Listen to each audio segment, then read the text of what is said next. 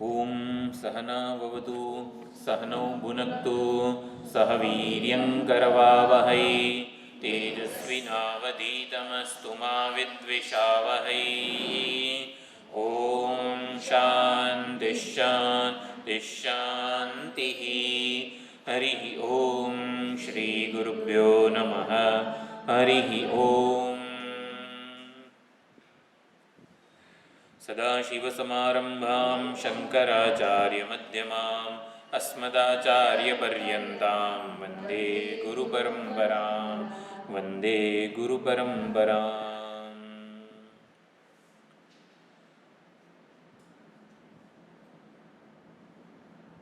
ॐ प्रपन्नपारिजाताय स्तोत्रवेत्रैकपाणये ज्ञानमुद्राय कृष्णाय गीतामृतदुहे नमः। सर्वोपनिषदो गावः दोग्धा गोपालनन्दनः पार्थो वत्सः सुधीर्भोक्ता दुग्धं गीतामृतं महत्। वसुदेवसुतं देवं कंसचाणूरमर्दनं देवकी परमानन्दं कृष्णं वन्दे जगद्गुरुं श्रीकृष्णं वन्दे जगद्गुरुं। સમર્પણના નિષ્કામ ભક્તિના શ્લોકો 9મા અધ્યાયમાં ચાલી રહ્યા છે.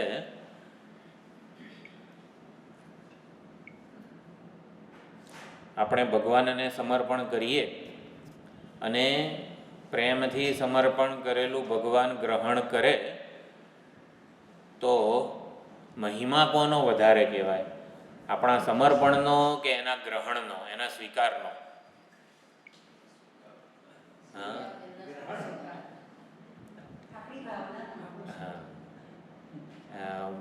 ભક્તિ સંપ્રદાયમાં છે ને ઉદ્દેશ્ય પ્રધાન ભક્તિ છે. એટલે આમાં કર્મ કે જ્ઞાન માર્ગમાં શું છે, આપણો પુરુષાર્થ કેટલો છે એના ઉપર બહુ મોટો આધાર કહેવાય. આપણો અધિકાર કેટલો છે એમ અધિકાર અને પાત્રતા અને યોગ્યતા બધી વસ્તુઓની ગણતરી થાય. ભાઈ સાધન ચતુષ્ટય સંપન્ન આ તે બધી વસ્તુઓ હોવી જોઈએ, પરંતુ ભક્તિ જે છે ને એમાં ઉદ્દેશ્ય પ્રધાન છે. એટલે ભગવાનનું કેટલું સામર્થ્ય છે. એટલે આપણે કંઈક સમર્પણ કરીએ એનો મહિમા વધારે છે ભગવાન ગ્રહણ કરે ને એના કરતાં. કારણ કે ભગવાનને એ જ જોઈએ છે. આજે એસી છે તો એસી એવું વિચારે કે હું મારા દ્વારા જે કંઈ પણ આ સાધકોને ઠંડક વગેરે આની પ્રાપ્તિ થાય છે, કમ્ફર્ટેબલ ફીલ થાય છે અને સત્સંગ વગેરેની સુંદર અનુકૂળતા કરી આપું છું, મારા દ્વારા જે કંઈ પણ થાય છે ને એ હું વીજળીને સમર્પિત કરું છું. પંખો એવું કહે કે હું જે કંઈ પણ ગતિ વગેરે પવન ફેંકું છું, બધાનો પરસેવો લૂછું છું, મારું આ કર્મ હું વીજળીને સમર્પિત કરું છું. એટલે આવો ભાવ છે એકચ્યુઅલી. તો એમાં વીજળી વગર પંખાનું, એસીનું, હીટરનું, લાઇટનું શું અસ્તિત્વ છે?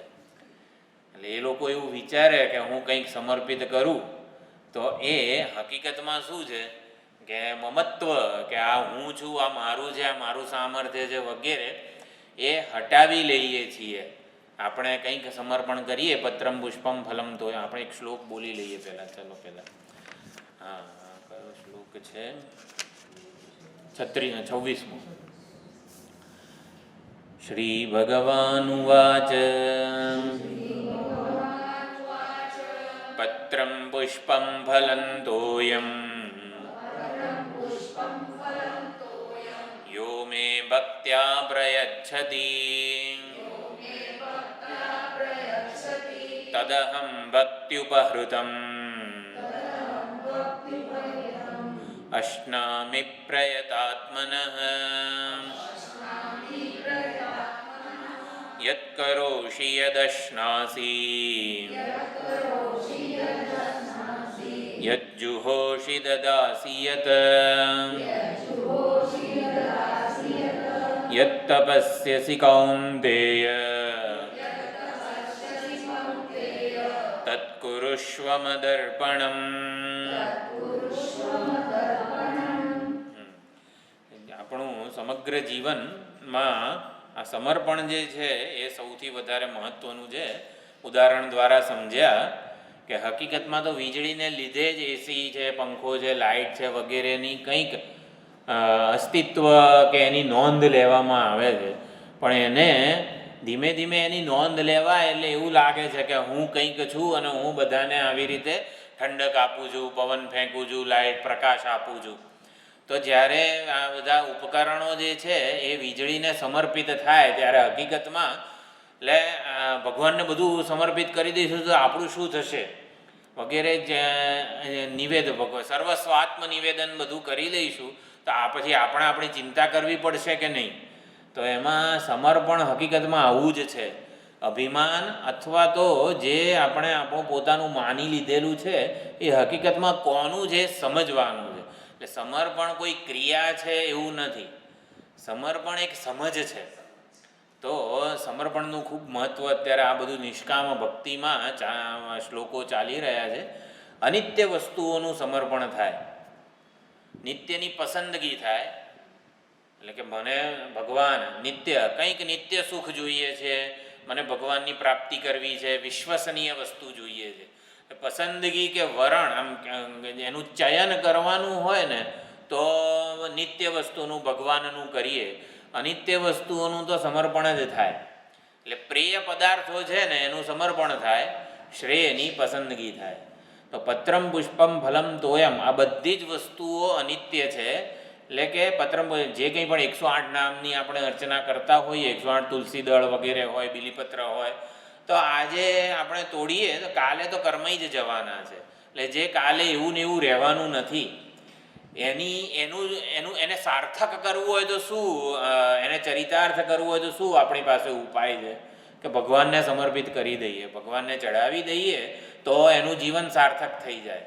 તો આપણા પણ શરીર, ઇન્દ્રિય, મન, બુદ્ધિ, કર્મો, અહંકાર જે કંઈ પણ છે એ કાયમ એવા ને એવા રહેવાના દે. શરીરની સુંદરતાથી માંડીને સ્વસ્થતા કશું એવું ને એવું રહેવાનું નથી. એટલે અનિત્ય વસ્તુઓ જે કંઈ પણ આપણી પાસે છે ને એ બધાનું આ ઈશ્વરાર્પણ કે સમર્પણ કરવાનું આપણી ભારતીય વૈદિક સંસ્કૃતિમાં બહુ જ મહત્ત્વ છે. એટલે ઈશ્વર સમર્પિત જીવન એટલે કે આપણી પાસે જે કંઈ પણ આ ઉપાધિ કે ઉપાધિનું સામર્થ્ય હોય એ ભગવાનની આરાધના બનવું જોઈએ. એનો યશ આપણે ન લઈએ, યશ હંમેશા ભગવાનને આપીએ. એને જ નિસ્વાર્થતા કહેવાય. નિસ્વાર્થ ભાવના એટલે જાણે કે કંઈ માગવું નહીં, કંઈ લેવું નહીં એવો અર્થ નથી. આનાથી ઈશ્વર પ્રસન્ન થાય. અહંકાર એનો યશ ન લે એ જ નિસ્વાર્થ ભાવના છે. એટલે ઈશ્વર પ્રસન્ન થાય, ઈશ્વરની આરાધના થાય.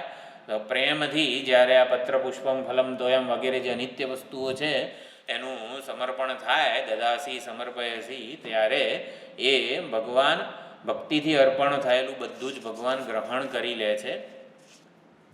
ભગવાન ગ્રહણ કરે એની મહિમા નથી, આપણા સમર્પણની મહિમા છે. એટલે એ પણ ભગવાન જે છે અભોક્તૃત્વમ પરિત્યજ્ય, પોતાનો અભોક્તા જે સ્વભાવ છે, હકીકતમાં ભગવાન ચૈતન્ય સ્વરૂપ છે, હૃદયસ્થ સાક્ષી પ્રત્યેગાત્મા સ્વરૂપે ઉપલબ્ધ છે, એમને જ અર્પણ કરવાનું છે. પણ એ તો કંઈ ખાતા પીતા કંઈ નથી. ના દત્તે કસ્યચિત પાપમ ન ચૈવ સુકૃતમ વિભુઃ. ઉડિયા બાબાજીને એકવાર બધા ભક્તો જે છે ને એ પૂછતા હતા કે ભગવાન એટલે તમે નિષ્ઠુર છો કે દયાળુ છો, તમે અસંગ છો કે કરુણામય છો?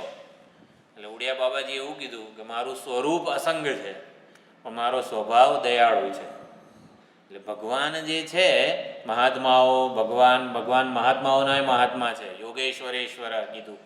તો સ્વરૂપ એમનું અસંગ છે, નિષ્પક્ષ છે, સમોહમ સર્વભૂતેષુ આગળ આવશે. તો સ્વરૂપ એ અસંગ છે, સ્વભાવ એ અસંગ સ્વરૂપ પરમાત્મા જ્યારે વ્યવહારમાં પ્રગટ થાય ત્યારે કેવા હોય? કરુણાસાગર, દયાળુ, પ્રેમાળ હોય. તો આ પ્રમાણે પ્રેમથી ભક્તિ ઉપહૃતમ, ભક્ત્યા ઉપહૃતમ. જો 2 વખત ભક્ત્યા શબ્દ છે 26મા શ્લોકમાં, યો મેં ભક્ત્યા પ્રયચ્છતિ, આપણે ભક્તિથી પ્રેમથી જ્યારે સમર્પણ કરીએ છીએ ત્યારે ભક્ત્યા ઉપહૃતમ એટલે કે ભક્તિ વડે અર્પણ થયેલું અશ્નામી, અભોક્તૃત્વમ પરિત્યજ્ય ભક્ત્યા સ્વીકૃત્ય પ્રીત્યા ભક્ત્યા એટલે કે ભગવાન પ્રેમથી તૃપ્યતી એટલે અષ્ટામી તૃપ્યતી એ ગ્રહણ કરે છે, સ્વીકાર કરે છે. એ પ્રમાણે મનોરથ પથ દૂરવર્તી પ્રિયમ પ્રાપ્ય ઇવ આભાતી. અષ્ટામી મનોરથમ પ્રિયમ પ્રાપ્ય, આપણું કોઈ પ્રિય વ્યક્તિ, વસ્તુ, પરિસ્થિતિ, સંજોગો વગેરે કંઈ પ્રાપ્ત થાય તો જાણે કે અત્યંત પ્રિય વસ્તુ પ્રાપ્ત થઈ હોય તો આપણે એને સ્વીકારી લઈએ, ગ્રહણ કરી લઈએ. એવી રીતે ભગવાન આ ગ્રહણ કરે છે. સમર્પણનું માધ્યમ એટલે શું લઈને આવ્યો છે? આ બધું બીલીપત્ર અને પુષ્પનું મારે કરવાનું શું? એટલે સમર્પણનું માધ્યમ જે છે ને એને જોતા નથી ભગવાન. કે આપણે બહુ મોટી ભેટ સોગાદો હોય વગેરે એને જોતા નથી, પરંતુ જે સમર્પણનું માધ્યમ નહીં, પત્ર પુષ્પાદી જોતા નથી, સમર્પણના ભાવને જોવે છે, પ્રેમને વગેરેને ભાવને જોવે છે. એટલે પ્રેમ વસ્તુ જે છે ને એનું બહુ મહત્ત્વ છે, સમર્પણ અને નિવેદન. બલિરાજાના કિસ્સાની વાત હતી કે બલિરાજાએ પહેલાં બે જે છે એમાં આલોક અને પરલોકની સંપત્તિ સમર્પિત કરી. પછી આમ તો બલિરાજાની ભક્તિ આત્મનિવેદન ભક્તિ કહેવાય છે. શ્રવણમાં પરીક્ષિત જે છે એ આદર્શ કહેવાય છે. શ્રી વિષ્ણુ શ્રવણે પરીક્ષિત અભવત વૈયાસકી કીર્તને. વૈયાસકી એટલે વ્યાસજીના પુત્ર શુકદેવજી કીર્તન ભક્તિમાં આદર્શ પ્રમાણભૂત કહેવાય. એવી રીતે નવધા ભક્તિ જે છે, નવધા ભક્તિના આદર્શનો શ્લોક છે. તો એમાં સર્વસ્વાત્મ નિવેદને બલિરભૂત કૈવલ્યમેતે ગતાહા. કૈવલ્યને પ્રાપ્ત થયા છે આ બધા નવધા ભક્તિના બધા ભક્તો. એટલે સર્વસ્વાત્મ નિવેદન, આત્મનિવેદન બલિના પક્ષે થયેલું છે. સમર્પણમાંથી નિવેદન એટલે બલિ ભગવાનનો થઈ ગયો, ભગવાનના થઈ ગયા, આવું હોય એટલે ત્યાં સુધી સમર્પણ છે. ભગવાન બલિના થઈ ગયા જ્યાં સુધી, જ્યારે બલિ રાજાના પક્ષે આત્મનિવેદન થાય છે, ભગવાન સામેથી ત્રીજું ડગલું ક્યાં મૂકું એવું પૂછે છે. અને પછી ઓલો કહે છે કે પદમ તૃતીયમ કુરુ શેષણી મેં નિજમ, જે ત્રણેય લોકની સંપત્તિને મારી કહેનારો જે અહંકાર જે હું સમર્પિત કરું છું. સમર્પણ કરનારનું સમર્પણ થાય. સમર્પણ કરનારો છે ત્યાં સુધી સમર્પણની ક્રિયા ચાલુ રહે છે. એ સમર્પણની ક્રિયાનો અવધિ કે પરાકાષ્ઠા શું છે કે સમર્પણ કરનારનું સમર્પણ એ ક્યારે થાય? તો એ ભક્તિની પરાકાષ્ઠા છે, એ જ્ઞાનથી થાય છે. તો એને એટલે સમર્પણ જે છે પત્રમ પુષ્પમ ફલમ તોયમ અને યત કરોશી યદશનાથી વગેરે પ્રેમ સ્વરૂપા ભક્તિ છે. અને જ્યારે નિવેદન થાય છે ત્યારે અમૃત સ્વરૂપા ભક્તિ છે. તો ભક્તિનું બહિરંગ સ્વરૂપ છે અને ભક્તિનું અંતરંગ સ્વરૂપ છે. બે સ્વરૂપ છે. ગોળ હોય તો ગોળનો ગાંગડો હોય તો બહારથી કેવો લાડુ હોય, ગોળ હોય તો બહારથી પણ આપણને ગમે. તો બહિરંગ સ્વરૂપ જે છે ભક્તિનું પ્રેમ કે સમર્પણના ઓલા ભાવ સાથે છે. ભક્તિનું બહિરંગ સ્વરૂપ સમર્પણ છે ભક્તિનું. હવે એ ગોળ છે, લાડુ છે વગેરે જે કંઈ પણ બહારથી તો આપણને બહુ ગમે, પણ અંદર મૂકીએ ત્યારે એનાથી વધારે વાલો લાગે. હા, એ અંતરંગ સ્વરૂપ છે. તો અંતરંગ સ્વરૂપ કેવું છે? ભક્તિનું અમૃત સ્વરૂપા. તો અમૃત સ્વરૂપ અમરતા વગેરે જે છે ભક્તિનું અંતરંગ સ્વરૂપ છે. એ કઈ રીતે થાય? એ ભક્તિની પરાકાષ્ઠા છે. એ નિવેદન કહેવાય છે. સમર્પણ કરનારો જે છે ને એ પણ સમર્પિત થઈ જાય, એ નિવેદિત થઈ જાય છે. એટલે એ જ્ઞાનથી ટૂંકમાં એવું સમજવું હોય તો આપણે મુખ્યત્વે આ બધી સાધનાઓ જે છે મોક્ષ પ્રાપ્તિ માટે, ભગવાનની પ્રાપ્તિ માટે કરીએ છીએ. સાધના એ મોક્ષ પ્રાપ્તિ વગેરે શું કહેવાય? તો કે અહંકારની નિવૃત્તિ, અજ્ઞાનની નિવૃત્તિ એ જ છે. બધી સાધના કરનારો અહંકાર છે. અહંકારની નિવૃત્તિ કરવા માટે જે સાધનાઓ કરીએ છીએ, તપ કરીએ ને, આ પારાયણ કરીએ ને, ઉપવાસ કરીએ ને, બધી જ સાધનાઓથી અહંકાર તો ઉલટાનો પુષ્ટ થતો હોય છે. અહંકારના નાશ માટે, અહંકારની નિવૃત્તિ માટે જેટલી સાધનાઓ કરીએ છીએ ને એનાથી અહંકાર તો નાશ થતો જ નથી, ઓછો થતો નથી. ખબર છે? આટલા વર્ષોથી પૂનમ કરું છું, આટલા વર્ષોથી ઉપવાસ કરું છું, આટલા વર્ષોથી એકાદશી કરું છું. એટલે જે અહંકારને નમ્ર બનાવવા માટે, એના નાશ માટે બધી સાધનાઓ કરી એનાથી એ પુષ્ટ જ થતો જાય છે. એટલા માટે એટલે સમર્પણ વગેરે વસ્તુઓ છે એ સમર્પણ કરનારનું પણ સમર્પણ થાય. એક શેનાથી થાય? એટલે સમર્પણ કરવાથી અહંકાર નમ્ર બને છે. નમ્ર બને ને પછી જ્ઞાનથી સીધો એનો બાદ થાય છે. એટલે જ્ઞાનથી બાદ એ અમૃત સ્વરૂપા ભક્તિ છે, ભક્તિની પરાકાષ્ઠા છે, એ આગળ આવે છે. એટલે આ 26મા અને 27મા શ્લોકમાં પ્રેમ સ્વરૂપા ભક્તિ કે ભક્તિનું પહેલું પગથિયું વગેરે જે છે કર્મયોગ, એટલે ભક્તિ એ કોઈ સ્વતંત્ર સાધના છે એવું નથી. ભગવદ્ ગીતામાં ભક્તિના 2 પગથિયાનો ઉપદેશ થયેલો છે. પહેલું પગથિયું છે કર્મયોગ.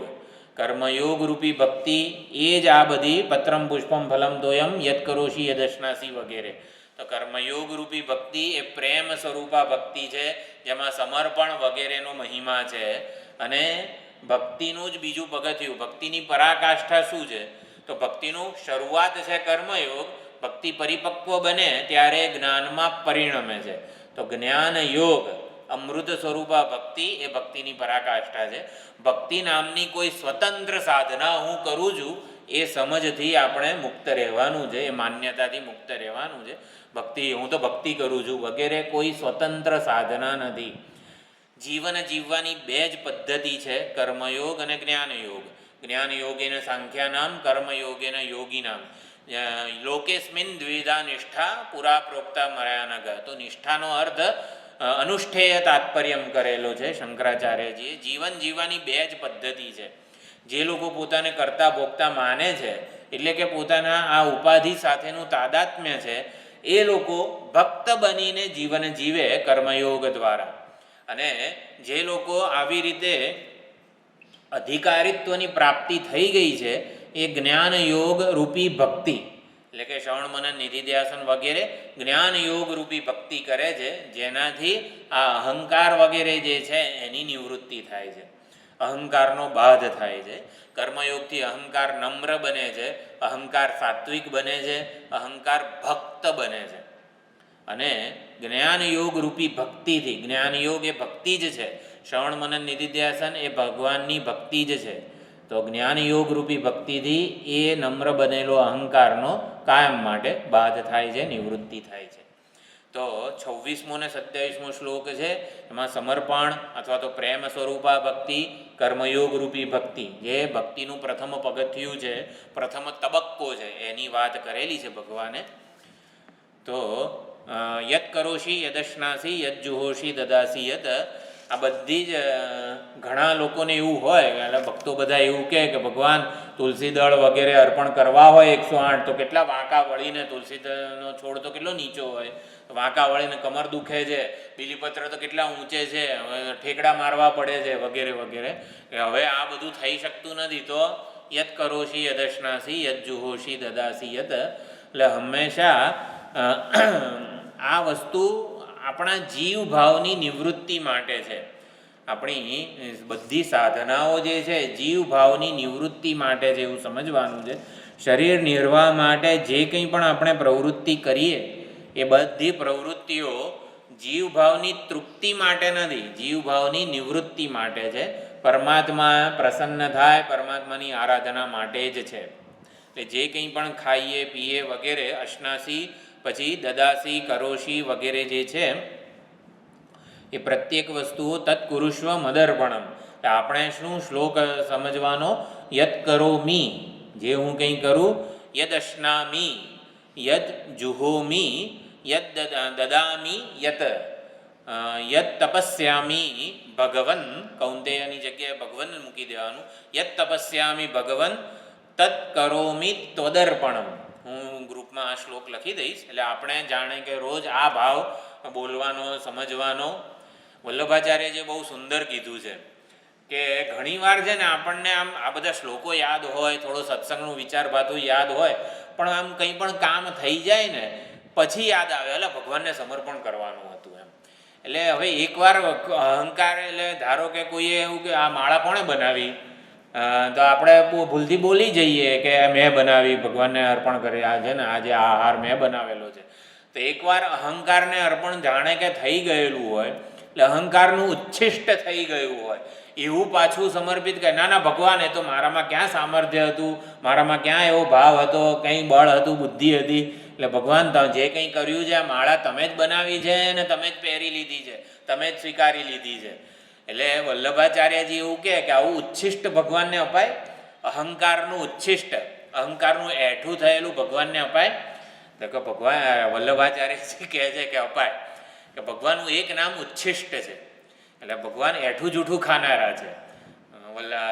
બ્રહ્માજીની બધી લીલા છે, બધાને સંતાડી દીધા હતા, ગોચારણ બધા બખોલમાં સંતાડી દીધા, ગોપ બાળકોને અને ગોવાળોને પણ સંતાડી દીધા વગેરે, ગોવત્સને.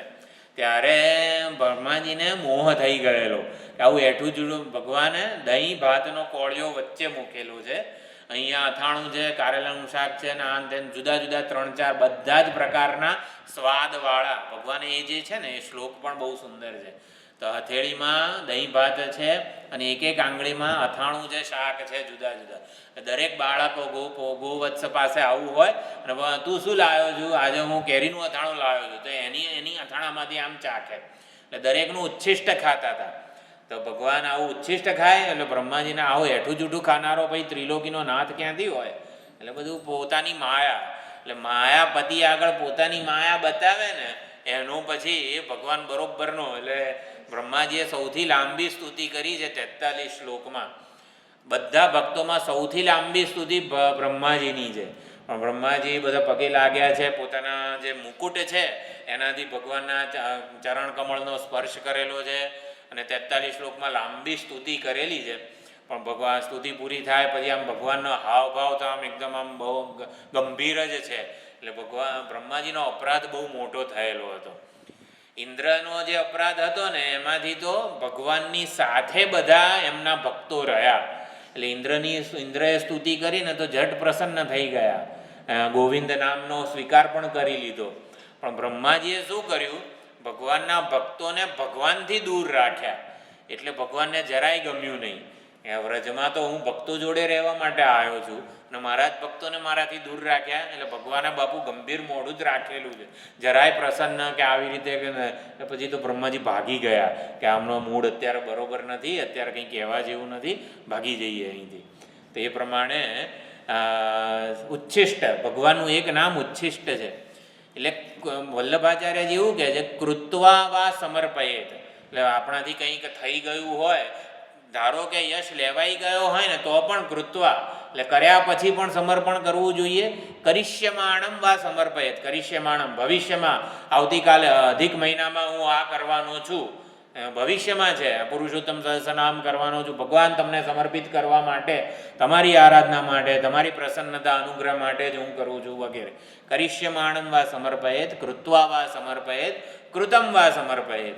એટલે કરી રહ્યા હોઈએ ત્યારે પણ સમર્પણનો ભાવ, કરી નાખ્યું હોય તો પણ સમર્પણનો ભાવ. એકવાર ભગવાનને સમર્પિત થવું જોઈએ. ભગવાન જાણતા નથી? ના ના, સમર્પણનો બહુ મહિમા છે. એટલે એકાદશીના દિવસે ગીતા પારાયણ કર્યું હોય ને તો અનેન ગીતા પારાયણેન શ્રી સર્વાત્મા ભગવાન પ્રિયતામ આવું બોલવાનું જ. એટલે કંઈ પણ કરીએ ત્યારે, કંઈ પણ આપણે સત્કર્મ કરીએ ને તો સત્કર્મનું જાણે કે અભિમાન આપણામાં ન આવે ને એના માટે કર્યા પછી તો 100% આપણે આવું બોલવાનું જ. અને એને સત્કર્મણ શ્રી સર્વાત્મા ભગવાન પ્રિયતામ. તો એ પ્રમાણે ભગવાનને આપણે પ્રસન્ન કરવા માટે જ આ થઈ રહ્યું છે. યદ કરોશી યદશ્નાસી યદ જુહોશી. એટલે જે કંઈ પણ યાગ વગેરે કરીએ એ પણ પરમાત્માની પ્રસન્નતા માટે હોય, કંઈ ફળ માટે નહીં. આપણે હંમેશા પૂર્ણનો લાભ લઈએ તો અલ્પ જે છે ને એ તો પૂર્ણ ધ્યાન રાખવાનો જ છે. એના માટે એક અહીંયા કહેવામાં આવેલું છે.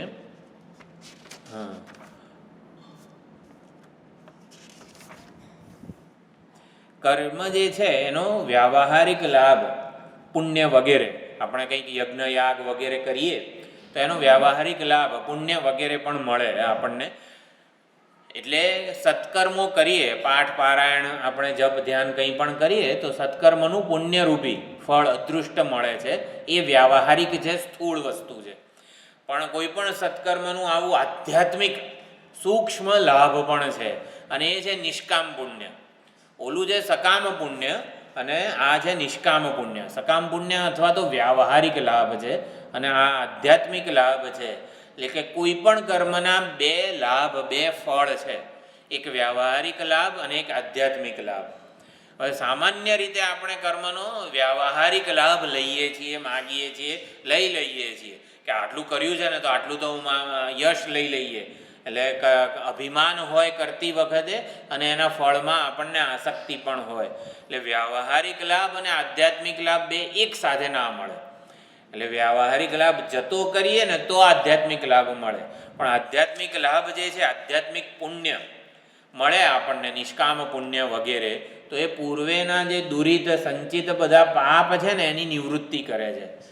વ્યાવહારિક લાભ કે પુણ્ય છે એ જે તે આપણને સુખ સમૃદ્ધિ આપીને પૂરું થઈ જાય. જ્યારે આધ્યાત્મિક લાભ કે નિષ્કામ પુણ્ય છે એ પૂર્વેના પ્રતિબંધો, ભગવદ પ્રાપ્તિમાં આવનારા જે અંતરાયો છે ને એની નિવૃત્તિ કરે છે. એટલે નિષ્કામ ભક્તને ઇન્ટેલિજન્ટ કહેવાય છે. નિષ્કામ ભક્ત ઇન્ટેલિજન્ટ કઈ રીતે છે?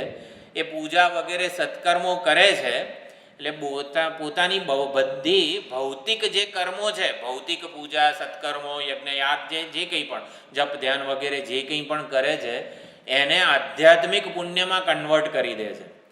આધ્યાત્મિક સૂક્ષ્મ લાભ જે પુણ્ય છે નિષ્કામ, એમાં કન્વર્ટ કરે છે.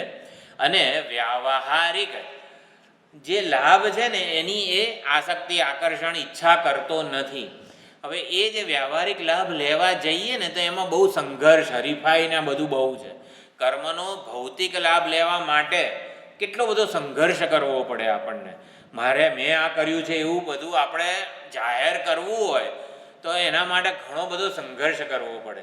પણ મેં તો કંઈ કર્યું જ નથી, બધું ભગવાને કર્યું છે. એટલે કે આપણે આધ્યાત્મિક લાભ લેવા જઈએ ને તો કોઈ સંઘર્ષ નથી હોતો. કે નિષ્કામ ભાવના જાળવવામાં વ્યાવહારિક રીતે કોઈ સંઘર્ષ હોતો નથી. કોને ખબર પડવાની છે કે હું નિષ્કામ ભાવે સેવા કરું છું? પણ જો આપણને આપણા કરેલાનું ફળ જોઈતું હોય, કે આ મેં કર્યું છે એવું જાહેર કરવું હોય, કોઈક મારી નોંધ લે એવું બધું કરવું હોય તો કેટલો બધો સંઘર્ષ હોય છે. એટલે સંઘર્ષથી છૂટી જાય છે, દુન્યવી પાપથી છૂટી જાય છે, અને પોતાના ભૌતિક બધા કર્મો વડે આધ્યાત્મિક લાભ કે નિષ્કામ પુણ્યનું સર્જન કરતો જાય છે. એટલે શુભાશુભ ફલૈરેવમ વગેરે આગળના શ્લોકો છે એમાં પણ એ બધું વસ્તુ આવવાની જ છે.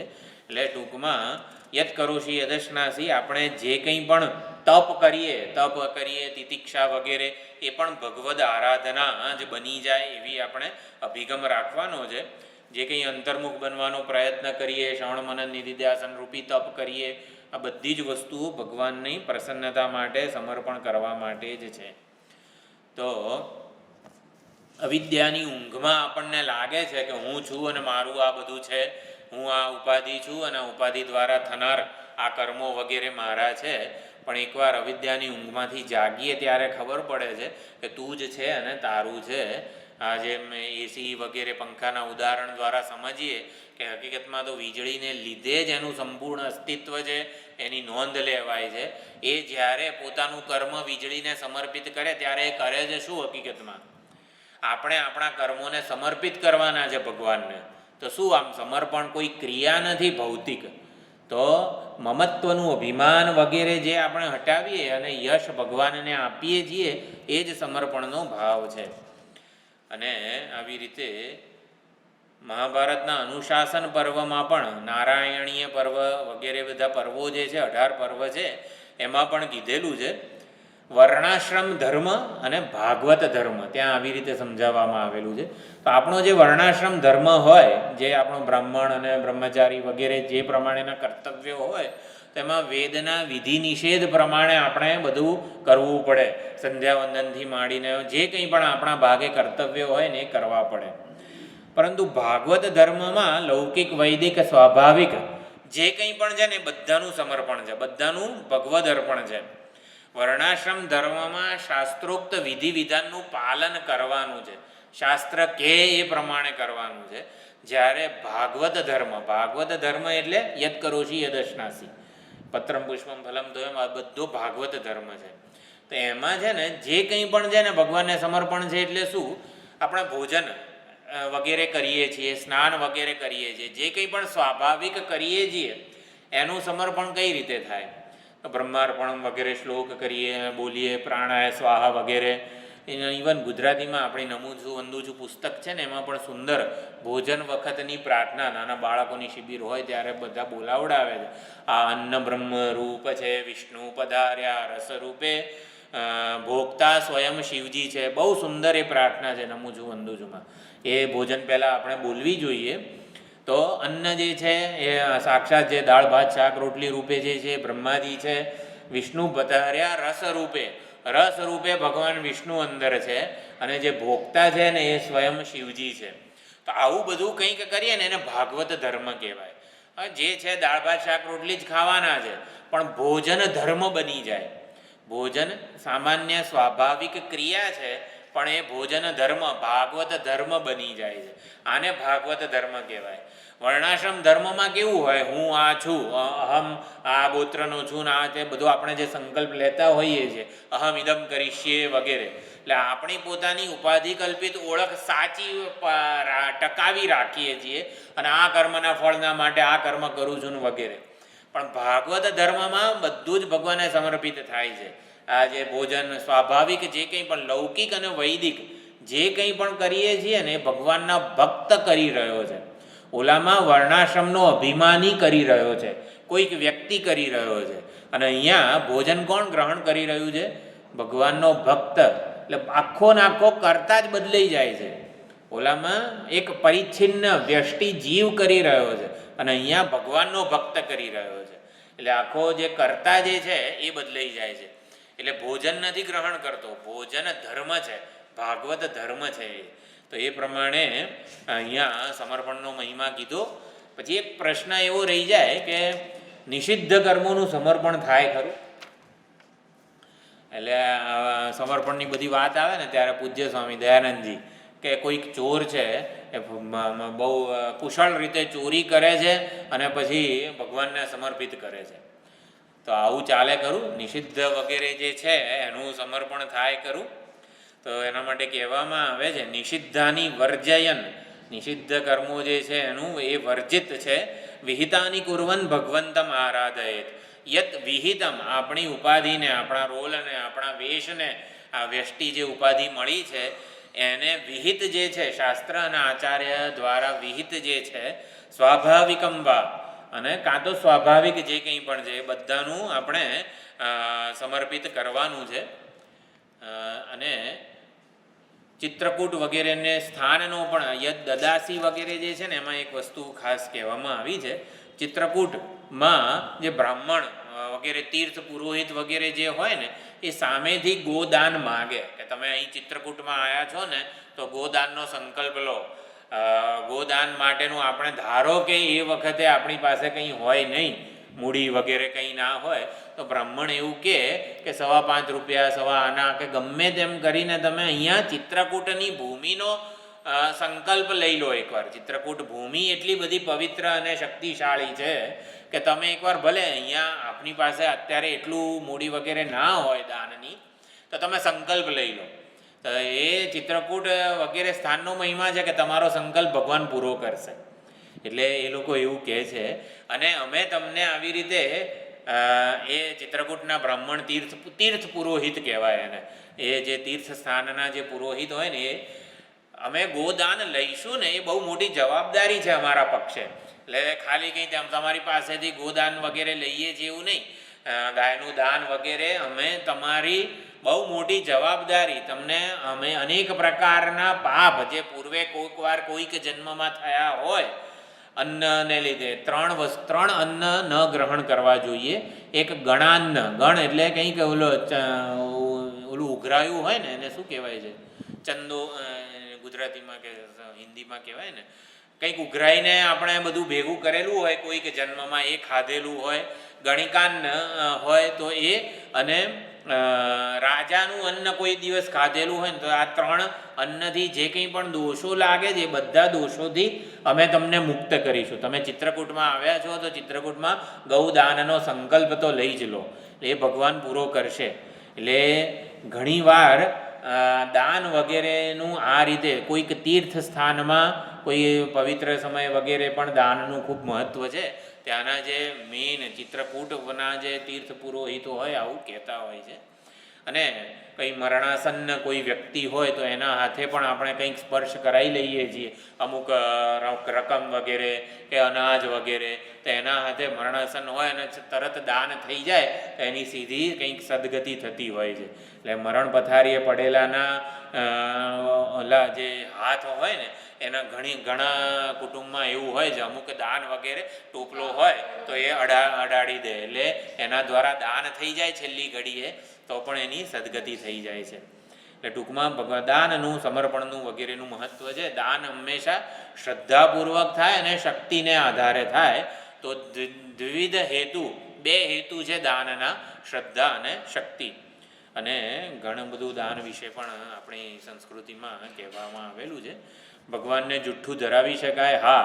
ઉચ્છિષ્ટનો ભોગ લગાવાય છે, અહંકારનું ઉચ્છિષ્ટ ભગવાન ગ્રહણ કરે જ છે. ભગવાનને તો બસ આપે છે ને એ મહત્ત્વનું છે એવું કહેવામાં આવે છે. ભક્તોએ આપેલું બધું ભગવાન ગ્રહણ કરી લે છે. સારા સત્કર્મો અર્પણ કરવામાં આવે. હવે આવું કે નિષિદ્ધાની વર્જન વગેરે કીધું, તો આપણા દ્વારા જીવનમાં ક્યારેક તો કંઈક અપ્રામાણિક વર્તન થયું હોય, કંઈક અસત્ય ભાષણ થયું હોય, તો એનું શું કરવાનું? આપણે સારું બધું ભગવાનને, સત્કર્મો ભગવાનને અર્પણ કરી દઈએ, બધું ભગવાનને સારું અર્પણ કરી દઈએ તો આપણા ખાતામાં શું રહેશે? બધું જાણે કે કંઈક જે નિષિદ્ધાચરણ થયું હોય એ જ રહેશે ને.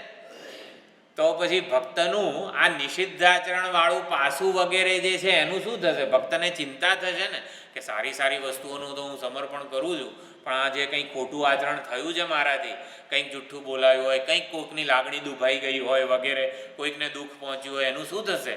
તો ભક્તને એનો ભાર ના રહે ને. એટલે કે સારી વસ્તુઓનું ભક્તે સમર્પણ કરવાનું છે. ભગવાન ખોટી વસ્તુઓ છે ને બધી લઈ લેશે, એને નિવેદન કીધેલું છે. એટલે બુરાઈ કે વગેરે એની પાસે રહે એવું નથી. સાધુતાનું ફળ શું?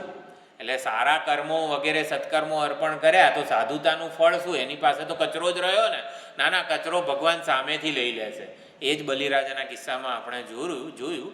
એટલે એનું જે કંઈ પણ નિષિદ્ધાચરણ થયું હોય ને, ભગવાન તમે સંભાળી લેજો, મારાથી આ થયું છે, એને નિવેદન કહેવાય છે. એટલે કે ભગવાન એને ગ્રહણ કરી લે છે, ભક્તને ચોખ્ખો બનાવી દે છે. ટૂંકમાં એને કંઈ ગુણ દોષ વગેરે રાખતા નથી ભગવાન. તો બધું જ ભગવાનને સમર્પિત કરવાનું જ છે. એને જ ભાગવત ધર્મ કહેવાય છે. એટલે વર્ણાશ્રમ ધર્મના કિસ્સામાં છે ને આવું નિષિદ્ધ ને બધી ગણતરીઓ થાય છે. ભાગવત ધર્મમાં આ નિષિદ્ધ વગેરેની ગણતરી થતી નથી. એટલે આપણાથી જે કંઈ ખોટું થઈ ગયું હોય ને, ત્વયા કૃતમ તું શું છે એ શ્લોક, મારા વડે જે કંઈ થયું ને ભગવાન તે જ કરેલું છે, અને માટે એનું ફળ જે કંઈ હોય ને ભગવાન તારે જ ભોગવવાનું છે. એટલે ત્વયા કૃતમ તું ફલભુક ત્વમેવ મધુસૂદન. એ મધુસૂદન, તમે જ ફળ ભોગતા છો, તમે જ અધિયજ્ઞ છો, અધિયજ્ઞ કર્મફળના ભોગતા છો, એવી રીતે અહીંયા કહેવામાં આવેલું છે. એટલે કંઈક ખોટું થયું હોય ને તો એનો ભાર આપણા માથે જીવનભર રાખવાનો જરૂરી નથી. યુધિષ્ઠિર પાસે પણ ભગવાને અત્યંત નિંદનીય કર્મ કરાવ્યું. એટલે જે એવું સમજે છે કે એક ઈશ્વરના હાથમાં જ સમગ્ર જીવન અને સમગ્ર જગતનું ચક્ર છે, સમગ્ર જગત ઉપર ઈશ્વરનું એક હથ્થું શાસન ચાલી રહ્યું છે, એનું અંતઃકરણ શુદ્ધ થતાં વાર લાગતી નથી. મહાત્માઓ એવું કહે કે જે ઈશ્વરના સર્વ કર્તૃત્વને સમજી લે છે એને નાક મચેડવાની જરૂર પડતી નથી. પ્રાણાયામ વગેરે કરવા માટે, આપણા મનને ઈશ્વરમાં પરોવવા માટે કેટલા આમ નાક મચેડ્યા હશે કે માંડ પ્રાણાયામ કરીએ, અનુલોમ વિલોમને જાતનું કરીએ ત્યારે માંડ મન થોડુંક એકાગ્ર થાય, અને એ એકાગ્ર મન વડે આપણે પરમાત્માને ચિંતન, શ્રી કૃષ્ણ શરણમમાં જપ વગેરે કરીએ. પણ એવું કહે છે મહાત્માઓ કે જેમણે ઈશ્વરના સર્વકર્તૃત્વને સમજેલું છે ને એને નાક મચેડવાની જરૂર પડતી નથી. એટલે કે પ્રેમથી જે ઈશ્વરના સર્વકર્તૃત્વને સમજી લે છે એ આવી રીતે આ નિષિદ્ધાચરણ વગેરેની ચિંતાથી પણ મુક્ત થઈ જાય છે. એટલે યદ કરોશી યદસ્નાસી, સહરાના રણમાં કોઈક હોય કે ઉત્તર ધ્રુવ, દક્ષિણ ધ્રુવ વગેરેમાં કોઈક રહેતું હોય તો પછી ક્યાંથી તુલસી અને બીલીપત્ર ક્યાંથી લાવવા સહરાના રણમાં અને બધી જગ્યાએ? એટલા માટે ભગવાને કીધું કે યદ કરોશી યદશ્નાસી યદ જુહોશી દદાસી યદ, એટલે આ ભક્તિ વગેરેને જે છે ને એને કોગ્નિટિવ ચેન્જ કહેવામાં આવે છે. બુદ્ધિનો એક અભિગમ કે પહેલાં હું કરતો હતો, હું યશ લેતો હતો. કોગ્નિશન એટલે કે બુદ્ધિના પ્રત્યય બદલાઈ જાય છે. વર્ણાશ્રમ ધર્મનો જે અભિમાની હતો એ નથી હવે કોણ છે? ભગવાનનો ભક્ત છે. આને કોગ્નિશન એટલે પ્રત્યય એનો બદલાઈ જાય છે. કોગ્નિટિવ ચેન્જને નિષ્કામ ભક્તિ કહેવામાં આવે છે. તો આપણા પૂજ્ય સ્વામીજી જે દયાનંદજી મહારાજ છે એ નિષ્કામ ભક્તિ માટે cognitive change, there is a need four cognitive change, એટલે નિષ્કામ ભક્તિ એ આ ભક્તના જીવનનું એક મહત્વનું પાસું છે. પણ સકામ ભક્તિ કરીએ તો સકામ ભક્તિ એ કંઈ પાપ નથી. સકામ ભક્તિ એ સ્પિરિચ્યુઅલ સ્ટેગ્નેશન એવું કહે છે કે આપણી આધ્યાત્મિક ઉન્નતિ ના થાય પણ પતન તો થાય જ નહીં. સકામ ભક્તિ કરવામાં અર્થાર્થી ભક્તિ, આર્ત ભક્તિ વગેરે જે કંઈ પણ છે એ આધ્યાત્મિક ઉન્નતિ ના કરાવે પણ પતન પણ ન જ થવા દે, એટલે નમે ભક્ત પ્રણશ્યતિ કીધેલું છે. એટલે નિષ્કામ ભક્તિ એ સાત્વિક ભક્તિ છે, આધ્યાત્મિક ઉન્નતિ કરાવે છે. સકામ ભક્તિ રાજસ તામસ વગેરે જે કંઈ પણ છે સ્વાભાવિક જે કંઈ પણ આપણી ઉપાધિ પ્રમાણે આપણે સમર્પણ, સ્વાભાવિક આવેગો અનુસાર બધું થતું હોય છે. તો સ્વાભાવિક આવેગો અનુસાર જે થાય એ બધી અન્ય દેવતા ભક્તિ છે કે પોતાની ઈચ્છાની પૂર્તિ માટે આપણે જે તે દેવતાનું શરણ સ્વીકારીએ, એમને કંઈક ભેટ અર્પણ વગેરે કરીએ, એ બધી અન્ય દેવતા ભક્તિ છે. રાજસ ભક્તિ, તામસ ભક્તિ વગેરે દુન્યવી સિદ્ધિ આપે છે. આ રાજસ ભક્તિ, તામસ ભક્તિ દુન્યવી, દેવતાઓ પ્રસન્ન થાય એટલે આપણને કંઈક ઉપાધિની ઉત્કૃષ્ટતા પ્રદાન કરે. આપણને સામાન્ય રીતે શું જોઈતું હોય? આપણું શરીર સ્વસ્થ હોય, ઉત્કૃષ્ટ હોય, બીજા કરતાં સારું હોય, આવું બધું કમ્પેરિઝન હોય એટલે કે સ્વાર્થ સંકુચિતતા હોય ત્યારે દેવતાઓ ઉત્કૃષ્ટ ઉપાધિ આપે, ઉત્કૃષ્ટ ભોગો આપે, ટૂંકમાં દુન્યવી સિદ્ધિ આપે છે. પરંતુ પરમાત્માનો ભક્ત છે એ તો પૂર્ણતાનું આવાહન કરે છે. સાત્વિક ભક્ત છે, નિષ્કામ ભક્ત છે, એટલે એની આધ્યાત્મિક ઉન્નતિ થાય છે.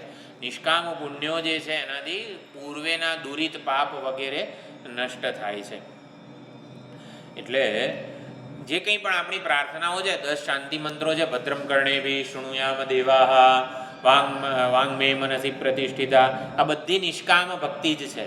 આપણા 10 શાંતિ મંત્રો છે એ નિષ્કામ ભક્તિ જ છે. એમાં કોઈ જ પ્રકારની આપણા સ્વાર્થ સંકુચિતતા વગેરે ત્યાં નથી. એ નિષ્કામ પ્રાર્થના જ છે. અને નિષ્કામ ભક્તિ આ રીતે ઉત્કૃષ્ટ છે. આ જ વસ્તુને કર્મયોગ એ આપણે પ્રથમ પગથિયું કીધું ભક્તિનું. તો 3જા અધ્યાયનો જે 30મો શ્લોક છે, મયી સર્વાણી કર્માણી સંન્યસ્યાધ્યાત્મ ચેતસા નિરાશેર નિર્મમો ભૂત્વા યુદ્ધસ્વ વિગતજ્વરઃ. એ જ ભગવાને આ પત્રમ પુષ્પમ ફલમ તોયમ અને યદ કરોશી યદશ્નાસી વગેરે. એટલે કર્મની દ્રષ્ટિએ સાધનની દ્રષ્ટિએ કર્મયોગ છે, ભાવનાની દ્રષ્ટિએ ભક્તિ છે. એટલે ભાવનાની દ્રષ્ટિએ જે નિષ્કામ ભક્તિ કહેવામાં આવી છે એ જ કર્મની દ્રષ્ટિએ કર્મયોગ છે. તો કર્મયોગ, નિષ્કામ ભક્તિ બંને એક જ વસ્તુ છે. 3જા અધ્યાયમાં ભગવાને એ જ કીધેલું છે. તો આ ભગવાનને અર્પણ કરવાનું ફળ શું છે તો એ આગલા શ્લોકમાં કહે છે, 28મો શ્લોક. અને આ જ શ્લોકમાં જે ભક્તિની પરાકાષ્ઠા કે અવધિ આપણે કીધી, જ્ઞાન યોગ રૂપી ભક્તિ અથવા તો અમૃત સ્વરૂપા ભક્તિ, એ પણ અહીંયા ભગવાન સમજાવે છે. એટલે 26મો અને 27મો શ્લોક હતો એ કર્મયોગ રૂપી ભક્તિ, નિષ્કામ ભક્તિ કે ભક્તિનો પ્રથમ તબક્કો પગથિયું. 28મો જે શ્લોક છે એમાં એનું ભગવદ સમર્પણનું ફળ પણ છે અને જે અંતિમ પરાકાષ્ઠા છે એ પણ કહે છે. શુભ ફલૈરેવમ મોક્ષ્યસે કર્મ બંધનૈઃ સંન્યાસયોગયુક્તાત્મા વિમુક્તો મામુપૈષ્યસી. તો શુભ અને અશુભ ફળ જે કંઈ પણ છે, શુભાશુભ કર્મો, ધર્માધર્મના જે ફળ છે, શુભ અશુભ પાપ પુણ્ય વગેરે, એ ફળથી મોક્ષ છે એનાથી એ મુક્ત થઈ જાય છે, કર્મ બંધનથી મુક્ત થઈ જાય છે. અને વિમુક્ત સંન્યાસ યોગ યુક્તાત્મા થઈને એ વિમુક્ત મામ ઉપૈષ્યસી, મને પ્રાપ્ત થઈ જાય છે. ભગવદ ભક્તિ, આપણે ભગવાનની પ્રાપ્તિ માટે જ આ બધું ભગવાનની ભક્તિ વગેરે કરી રહ્યા છીએ. અહીંયા મામ ઉપૈષ્યસી એવું કીધું એટલે ભગવાનની પ્રાપ્તિ એને થઈ જાય છે. સૌથી પહેલાં શું થાય છે? કર્મયોગ વડે એ પાપ અને પુણ્યને તરી જાય છે. આપણે હંમેશા પાપ પુણ્ય વગેરે આપણે કંઈક એવું કરવા માગીએ છીએ કે આપણા મનમાં પણ દૈવી સંસ્કારો પણ છે અને આસુરી પાપ સંસ્કારો, સ્વાભાવિક સંસ્કારો, સ્વાભાવિક આવેગો પણ છે અને શાસ્ત્ર અનુસાર આપણે જે કંઈ પણ જ્ઞાન પ્રાપ્ત કર્યું છે એ બંને છે. એટલે સ્વાભાવિક આવેગો જે છે એના દ્વારા જે કંઈ પણ થાય ને એ પાપ જ કહેવાય. સ્વાભાવિક આવેગો દ્વારા જે કંઈ પણ કરીએ ને એ રાગદ્વેષ વાળું જ હોય, કામ ક્રોધ વાળું જ હોય અને એ પાપ જ જન્મ આવે, એ પાપ કર્મ જ કહેવાય. સ્વાભાવિક આવેગો દ્વારા મને ગમે માટે હું કરું, આ સ્વાભાવિક આવેગો, મને એ ફળ જોઈતું હતું માટે હું કરીશ, સ્વાભાવિક આવેગો જે છે એના દ્વારા બધા પાપ ભેગા થાય છે. અને શાસ્ત્રોક્ત, ભાઈ આપણે બધું ભણ્યા છીએ, શાસ્ત્રનું સત્સંગ વગેરે પ્રાપ્ત થયો છે, એના દ્વારા જે કંઈ પણ કરીએ ને એ બધા આ નિષ્કામ પુણ્ય વગેરે હોય છે. તો ભક્ત જે છે એ શુભ અને અશુભ, પુણ્ય પાપ, સકામ પુણ્ય અને પાપ. તો પાપમાં સકામ વગેરે ના હોય, પાપ છે અને સકામ પુણ્યનું જે કંઈ પણ ફળ છે, સુખ વગેરે, સમૃદ્ધિ, દુન્યવી સિદ્ધિ, એ બંનેથી આ ભક્ત જે છે ભગવદ સમર્પણ કરનારો એ તરી જાય છે, અતિક્રમણ કરી જાય છે. શુભાશુભ કર્મ બંધનથી એ છૂટી જાય છે. કર્મના બંધનથી છૂટવું હોય ને તો ભક્તિ જ, ભક્તિ એટલે નિષ્કામ ભક્તિ એટલે કે કર્મયોગ. કર્મયોગ દ્વારા કર્મ બંધનથી છૂટાય. ત્રીજા અધ્યાયમાં અને બધા પહેલાના અધ્યાયોમાં આ જ બધા શ્લોકો છે. નિર્દ્વંદ્વો નિત્ય નિર્યોગ ક્ષેમ આત્મવાન વગેરે બધા શ્લોકોમાં ઘણીવાર ચર્ચા થયેલી છે. કર્મબંધનથી છૂટવાના કર્મબંધમ પ્રહાસ્યસી, કયો શ્લોક હશે ટૂંકમાં કર્મબંધન શબ્દ ઘણી બધી વાર ગીતામાં આવેલો છે. કર્મબંધનથી છૂટવું હોય તો કર્મયોગ જ એનું સાધન છે. તો કર્મયોગ વડે શુભ અને અશુભ કર્મબંધન જે છે એનાથી છૂટી જવાશે ફલાશક્તિપૂર્વક. એટલે સંન્યાસ યોગ યુક્તાત્મા એ જે કીધેલું છે ને એ જ્ઞાન યોગ રૂપી ભક્ત છે. તો જ્ઞાન યોગ વગેરે જે ભક્તિ વડે એ વિમુક્ત થઈ જાય છે. વિશેષેણ મુક્તો ભવતી મામ ઉપૈષ્યસી, એટલે કે ભગવાનને પ્રાપ્ત થઈ જાય છે. જીવતા જ મુક્ત થઈ જાય છે. વિમુક્ત એટલે જીવન મુક્તિ, મામ ઉપૈષ્યસી પૂર્ણતયા ભગવાનની પ્રાપ્તિ. તો અહીંયા શુભ અને અશુભ એના માટે અહીંયા ભાષ્યકારે કીધેલું છે, જેનાથી અંતઃકરણ સુખાકાર બને, એટલે અંતઃકરણમાં સુખ વૃત્તિ ઉત્પન્ન થાય ને એના માટે આપણને રાગ જન્મે છે અને એની પ્રવૃત્તિ થાય છે. જેનાથી અંતઃકરણમાં સુખાકારા વૃત્તિ જન્મે એના માટે આપણને રાગ જન્મે અને એના પછી પ્રવૃત્તિ થાય. અને જેનાથી અંતઃકરણમાં દુઃખાકાર વૃત્તિ જન્મે એના માટે આપણને દ્વેષ જન્મે છે અને એનાથી નિવૃત્તિની ઈચ્છા થાય છે. એટલે કર્મબંધન વગેરે કહેવામાં આવે છે. શું છે? તો રાગ અને દ્વેષ જ હકીકતમાં કર્મના બંધન છે, કર્મબંધ છે. એટલે રાગ અને દ્વેષથી પ્રેરાઈને જ અનેક કર્મો થતા રહે છે, એટલે એને કર્મબંધ કીધેલું છે. એટલે રાગ અને દ્વેષ જ કર્મનું બંધન છે. એ જ અનેક રાગ દ્વેષવાળા કર્મો કરાવતા જ જાય છે. એટલે જે વ્યક્તિ સુખી થવા માગે એ રાગપૂર્વક પ્રવૃત્તિ એની ચાલુ રહે છે, અને જે વ્યક્તિ આવી રીતે દુઃખ મુક્ત થવા માગે એ દ્વેષ વગેરે દ્વેષ પાત્ર જે હોય એનાથી નિવૃત્ત થવાનો પ્રયત્ન કરતો હોય છે. એટલે રાગદ્વેષપૂર્વકની પ્રવૃત્તિ કે નિવૃત્તિ એ જ કર્મનું બંધન છે. તો કર્મયોગી જે છે નિષ્કામ ભક્ત એ આ બંધનથી એટલે કર્મનું બંધન એવો સમાસ નથી થતો, કર્મબંધ. અહીંયા કર્મ જ બંધન છે. તો રાગદ્વેષ જ કર્મબંધ છે અને એનાથી એ છૂટી જાય છે. અને સંન્યાસ યોગ યુક્તાત્મા, આમાં સંન્યાસનો અર્થ ભગવતી સમર્પણમ, તો ભગવાનમાં સમર્પણ કરવું એને સંન્યાસ કહેવાય છે. તો સંન્યાસ યોગનો અર્થ મત સમર્પણતયા કર્મત્વાત યોગ. સંન્યાસ યોગ, તો સંન્યાસ યોગનો શું અર્થ કરેલો છે? હકીકતમાં સંન્યાસ એટલે બધા વિવિધિષુ સંન્યાસ વગેરે અર્થ છે? ના, ભગવાનને સમર્પણ કરવા રૂપી યોગ. યોગ એટલે શું? કર્મ કરવું, યોગ બુદ્ધિથી કર્મ કરવું. તો સંન્યાસ યોગ બનવો જોઈએ. કંઈ પણ આપણે ત્યાગ કરીએ, તે સંન્યાસને ત્યાગ કહેવાય, તો કંઈ પણ ત્યાગ કરીએ ને એ પણ યોગ બનવો જોઈએ. યોગનો એક જ અર્થ છે ભગવદ્ ગીતામાં, તત્પ્રાપ્તિ ઉપાય, ભગવાનની પ્રાપ્તિના ઉપાયને યોગ કહેવાય. તો સંન્યાસ યોગથી જે યુક્ત છે, તો સંન્યાસ રૂપી યોગ એટલે સંન્યાસ એટલે ત્યાગ, ત્યાગ એટલે કંઈ પણ આપણે છોડીએ કે ભગવાનને સમર્પિત કરીએ એ, તો સમર્પણ યોગ કે સંન્યાસ યોગ, તો એ ભગવાનની પ્રાપ્તિનું સાધન બનવું જોઈએ. કંઈ પણ કર્મ ત્યાગ કરીએ ને એ પણ ભગવાન પ્રાપ્તિનું સાધન બનવું જોઈએ. તો નિષ્કામ ભક્ત જે છે એ આવી રીતે શું ત્યાગે છે, તો કર્તૃત્વનું અભિમાન છે ને એ મુખ્ય કર્તૃત્વ, હું કરનારો છું, એનો ત્યાગ કરે છે. અને ફલાશક્તિ, મારે આ ફળ મળવું જોઈએ, મેં મહેનત કરી હતી માટે મને ફળ મળવું જોઈએ, ફળમાં એનો અહંભાવ હોય છે, આસક્તિ હોય છે. એટલે અહંભાવ પણ છે અને આસક્તિ પણ છે ફળમાં. આવું ફળ મળવું જોઈએ, મને મળવું જોઈએ, મને એકલાને મળવું જોઈએ. તો આ બંને વસ્તુઓનો એ ત્યાગ કરે છે. તો એ ત્યાગ ભગવત પ્રાપ્તિનું સાધન છે, એટલા માટે એને યોગ કીધેલો છે. હકીકતમાં તો કર્મ જ કરે છે, ભગવાનની આરાધના કરે છે, ભગવાનને સમર્પણ કરે છે, પણ એ સમર્પણ દ્વારા એ ભગવાનની પ્રાપ્તિનું સાધન બની જાય છે, એટલે સંન્યાસ યોગ કરે છે. તો સામાન્ય જે નિષ્કામ ભક્ત છે, રાગ દ્વેષનું સમર્પણ કરે છે, ફલાશક્તિનું સમર્પણ કરે છે, કર્મમાં જે અભિમાન છે એનું સમર્પણ કરે છે. અને સંન્યાસ યોગ યુક્તાત્માનો જે જ્ઞાની ભક્ત માટે અર્થ કરીએ છીએ, તો જ્ઞાની ભક્ત કર્તૃત્વનું સમર્પણ કરે છે.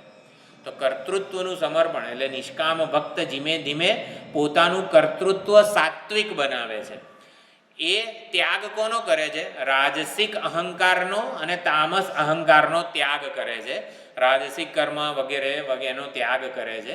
અને જ્યારે એ જ્ઞાની જિજ્ઞાસુ ભક્ત જે છે, એ નિષ્કામ ભક્ત છે, એ આવી રીતે શેનો સંન્યાસ કરે છે? રાજસિક કર્તૃત્વ અને તામસ કર્તૃત્વનો સંન્યાસ કરે છે, ત્યાગ કરે છે. અને જે જ્ઞાની ભક્ત છે એ સાત્વિક કર્તૃત્વનો પણ સંન્યાસ કરે છે, ત્યાગ કરે છે. હું કંઈ કરતો જ નહીં કિંચિત કરોમીથી એ જ્ઞાની ભક્તનો સંન્યાસ છે. એટલે કર્તૃત્વનો સંન્યાસ એ જ્ઞાની ભક્ત કરે છે.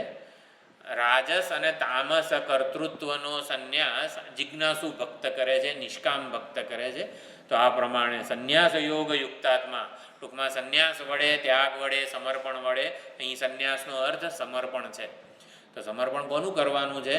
હકીકતમાં આપણે રાગદ્વેષનું તો સમર્પણ કરીએ જ, પરંતુ આપણા કર્તૃત્વનું, એટલે આપણામાં જે કંઈ પણ રાજસ કરતા હોય, તામસ કરતા હોય, એટલે કે જે તામસ કરતા એટલે બીજાને દુઃખી કરીને જે સુખી થવા માંગે, તામસ કરતા છે. અને માત્ર પોતાનો સ્વાર્થ અને સંકુચિત આનો લાભ હું એકલો જ ખાટી જઉં, એને રાજસ કરતા કહેવાય.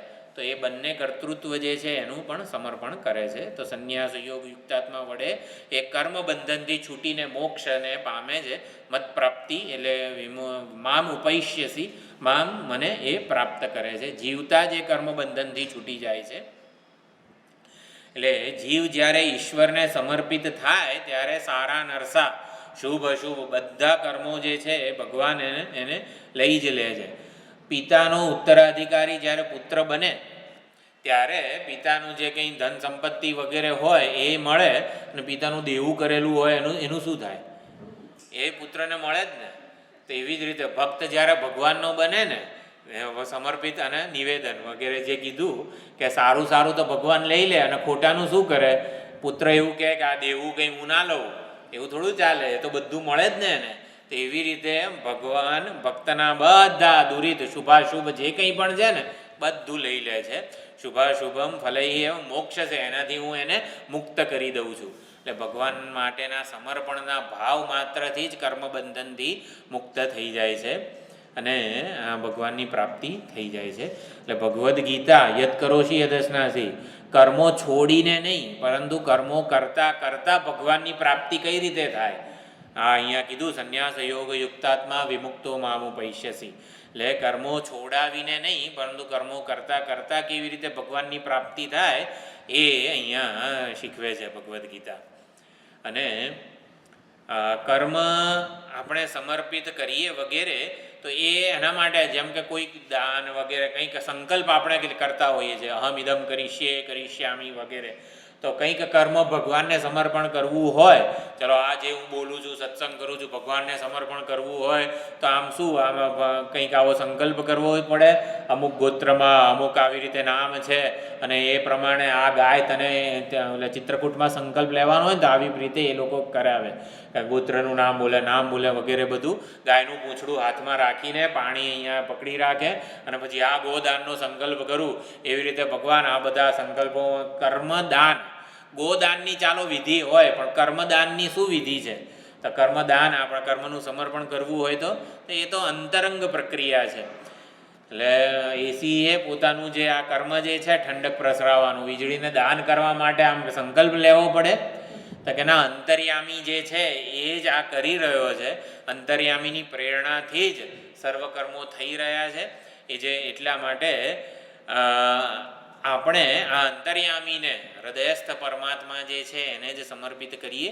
આ જે કંઈ પણ કર્મ કરી રહ્યો છું, જે કંઈ પણ ભોગવી રહ્યો છું, ભગવાન તમે જ એ ગ્રહણ કરો, તમે જ એ સ્વીકારી લો. એટલે વ્યાવહારિક લાભ જે છે ભગવાન તમે ધ્યાન રાખજો એનું. મારે તો સમર્પણ, મારે જોઈએ છે આધ્યાત્મિક લાભ. એટલે પ્રેય અને શ્રેય, વ્યાવહારિક લાભ અને આધ્યાત્મિક લાભ.